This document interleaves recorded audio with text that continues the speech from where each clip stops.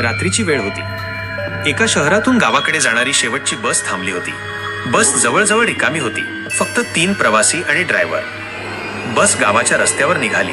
रस्ता पूर्ण काळोखात बुडाला होता. फक्त हेडलाईटची पिवळीशी रेष दिसत होती. अचानक बस थांबली. रस्त्यावर एक पांढऱ्या कपड्यातला माणूस उभा होता. त्याचा चेहरा सावलीत लपला होता. तो हळूच बसमध्ये चढला. बसमधले प्रवासी थोडे अस्वस्थ झाले. तो माणूस कोणाशीही न बोलता शेवटच्या सीटवर बसला. काही वेळाने बस पुढे सरकत असतानाच प्रवाशांना लक्षात आलं की तो माणूस सीटवर नाही. जणू तो गायब झाला होता. ड्रायव्हरने आरशातून पाहिलं तर तो माणूस थेट ड्रायव्हरच्या मागे उभा होता आणि त्याच्या चेहऱ्यावर भयानक हास्य होतं.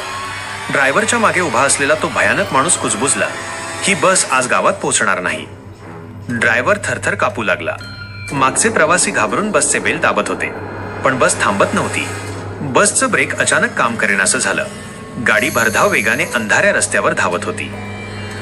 एक प्रवासी धैर्य करून उठला आणि त्या माणसाला विचारलं, तू कोण आहेस?